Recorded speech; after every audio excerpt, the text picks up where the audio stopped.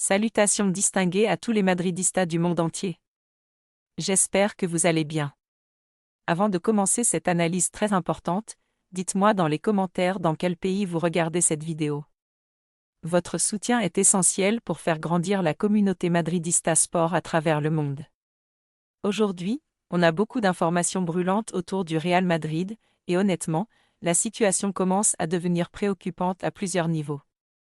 Entre mercato, performances individuelles, tensions internes et blessures, le club traverse une période délicate à l'approche de la saison 2026-2027. Commençons par une information majeure, le retour de Nico Paz. Le Real Madrid a décidé d'activer sa clause de rachat auprès de Como. C'est un signal très fort envoyé par le club. Cela veut dire que la direction croit énormément au potentiel du jeune joueur. Nico Paz devient donc officiellement la première recrue madrilène pour la saison prochaine. Mais la vraie question est la suivante, est-ce que ce type de profil est suffisant pour renforcer un effectif qui semble aujourd'hui en perte de vitesse?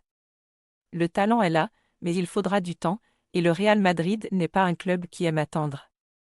Passons maintenant à un sujet qui inquiète énormément, la méforme de Jude Bellingham. 0 but, 0 passe décisive sur ses 10 derniers matchs. C'est tout simplement alarmant pour un joueur qui était considéré comme le moteur offensif de l'équipe il y a encore quelques mois. Alors, faut-il s'inquiéter? Oui, mais avec nuance. Bellingham reste un joueur de classe mondiale, mais il semble fatigué, peut-être surutilisé, ou même en perte de repères tactiques. Le problème, c'est que quand Bellingham ne performe pas, c'est tout le système offensif du Real Madrid qui s'écroule. Et ce n'est pas tout. L'ambiance autour du club devient de plus en plus tendue. Après le match contre le Real Betis, des supporters ont crié leur colère en demandant aux joueurs de « montrer leur visage ». Ce genre de réaction montre une fracture entre l'équipe et les fans. Et au Real Madrid, quand le public commence à perdre patience, la pression devient immédiatement énorme.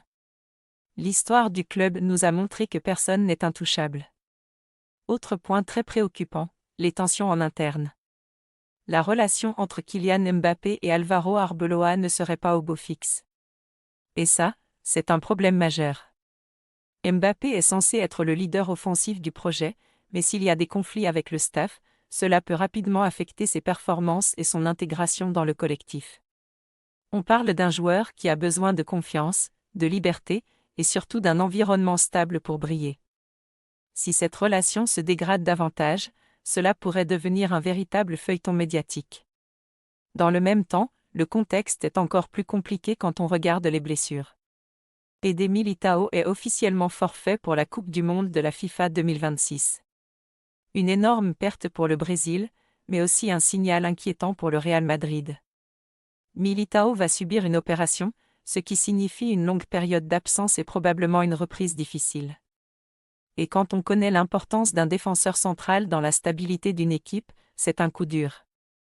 Du côté du Brésil, la situation est encore plus critique avec les absences de Rodrigo et les incertitudes autour de Estevão. Cela montre à quel point cette génération est touchée physiquement. Et pour le Real Madrid, cela veut dire une chose, plusieurs cadres risquent d'arriver fatigués ou diminués pour la prochaine saison. Alors, que faut-il retenir de tout ça? Le Real Madrid est à un tournant. Le retour de Nico Paz est une bonne nouvelle, mais elle ne suffit pas à masquer les problèmes actuels. L'équipe manque de régularité, certains joueurs clés sont en baisse de forme, l'ambiance est tendue, et les blessures s'accumulent. Le club va devoir prendre des décisions fortes cet été. Recruter intelligemment, gérer les égos dans le vestiaire, redonner confiance aux cadres, et surtout retrouver une identité de jeu claire. Parce qu'aujourd'hui, ce qui manque le plus au Real Madrid, ce n'est pas seulement des résultats, c'est une direction. Madrid a toujours su renaître dans les moments difficiles. Mais pour cela, il faut une réaction immédiate, sur et en dehors du terrain. Dites-moi en commentaire, pensez-vous que le Real Madrid peut rebondir la saison prochaine? Et surtout, dans quel pays vous regardez cette vidéo? N'oubliez pas de liker, partager et vous abonner à Madridista Sport pour ne rien manquer de toute l'actualité madrilène. À très bientôt pour une nouvelle analyse.